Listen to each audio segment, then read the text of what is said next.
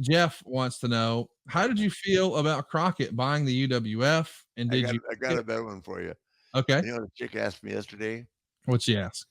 she a woman rather, she said, at Hula Bay, she said, "Is everything I saw about you in that documentary the truth?" And I said, "Well, yeah, pretty much." She said, "That's not no way possible." I said, "Oh yeah, possible enough that I'm still sitting here and you're asking me."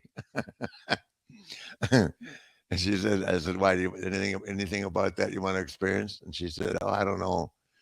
I said, "Well, don't be afraid to live the legend, and if you don't want to live the legend, don't talk to me anymore."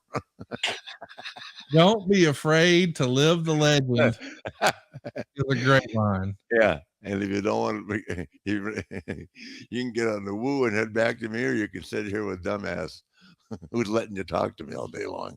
Hey, so you brought up the woo. You posted a couple of weeks ago a picture of you and I on the back of your boat that's just Mhm. renamed Woo. Over 1,000 horsepower. The dude does like 80 something miles an hour. A fantastic boat. But then yesterday you sent me a picture of a freaking cigarette boat. What are Yeah, you doing, Rick? getting it right now as we speak. It's in Boca Raton. It'll be here next time you're in town. It goes 120 miles an hour. And why does one need a boat that goes 120 miles an hour? I just look cuter. You saw it. I mean, it's a hell of a machine. Yeah, they're very hard to find too, like that in that kind of condition. How many So horsepower is that boat? 1,400 1,400 horsepower. turbocharged, both engines. My God. And so is that gonna be the new Woo? Are you gonna rewrap it or put your She logo on may it? be I may call her the Woo too. I love it. So you're keeping the other boat? No, no, I'm Oh, trading it. so it's a trade boat. Okay. Yeah, I was I'm not nearly as financially stable as the as the people living in Conradison. oh my I'm gosh. more organized than I ever have been, but I don't have quite that kind of payroll. The Woo. Well, look out, boys. However, next time you come down here, I promise you, I will find you a 65-foot Sea Ray that you'll drive home. I'm Captain landlocked. Andy will take you home. Buddy, you've got the life set up with that guy, but I don't know about this cigarette boat business, man. 100 miles an hour on the water is hauling ass. Yeah, we won't go that fast. Now it's just you and me. We're trying to get out of town. Yeah. Megan's not about that. She'll wave from the dock and let us go do our thing. Wendy and Megan both. Bye, boys. Jeff's got a question here. How did you feel about Crockett buying the UWF, and did you see it as a missed opportunity? It's one of the reasons that they broke the company. And then, of course, them bringing Steve in as the world champion. What does that do for you? The world champions, Steve Williams. Yeah. That broke the company. They had to pay Bill. I can't remember some exorbitant amount a month. Exorbitant. I think they paid 35 million for it. What was there to buy? Junkyard Dog was gone. DiBiase was gone. Duggan was gone. Freebirds were gone. Rock and Roll was gone. Midnight was gone. There was nothing to buy. Yeah, it feels like in hindsight, maybe a little more due diligence could have made that deal go a little better. No, I think Bill actually wound up getting paid everything that he had hoped for, but I think the Crockett's actually inherited a bunch of bills. But in they theory, heard a bunch of bills and gained nothing. yeah, yeah. They did just the opposite of what Vince did. Vince just went in and took over. I wanted to ask, and help me set the record straight on this. Was the original idea almost like an invasion type angle of inter promotional matches? So No, this company, okay, there was nothing to invade. The Junkyard Dog had left. Ted had left. Freebirds had left. Rock and Roll had left. Midnight had left. There was nothing else to invade. You want to well, invade If you want to invade Lafayette, Indiana, invade it. You can have it forever. It's just a long drive.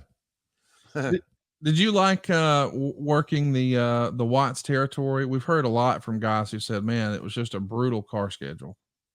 Well, I like working for Bill. Bill paid me very well, which people didn't think he would.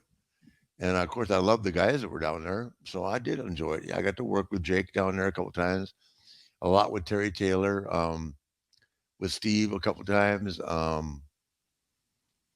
I'm trying to think who else I wrestled there a lot. I think I wrestled Magnet when he was there. I mean, I wrestled a lot of really really talented guys. He had a lot of good talent. It just that was literally like Crockett, a 3,000 to 3,500 mile a week territory by car. The difference being in Louisiana, a lot of it was back roads and a lot less freeway.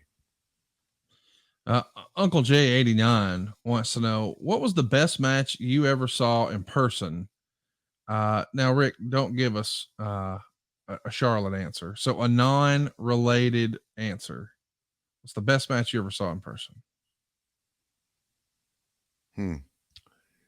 Best match I ever saw in person nowadays or old days? Old days. Um, oh God, I don't know. I mean that I was in, or just period. Period.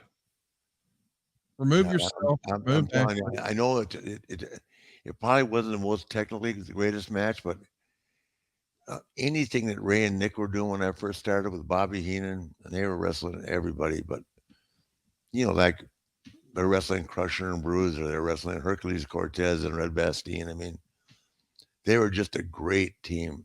Um, and then of course I liked watch Jack Briscoe and Harley were tremendous. Oh my God. Um, What was it about Jack Briscoe that made him so great? A lot of our listeners are really JCP forward fans. So say 85 forward, and they didn't really get to see Jack Briscoe at his peak. yeah, well, Jack, what made him great was he was handsome and tougher than shit. 31-0 his junior year, 31 pins at Oklahoma State.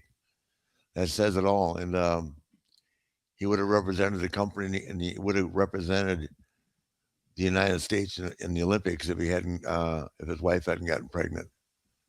So, but he was that tough. And the competition between him and Harley, I mean, he wasn't afraid of Harley, and Harley certainly wasn't afraid of him. It was great. But and also Jack was so damn handsome. It was hard for him to be a bad guy. You know what I mean?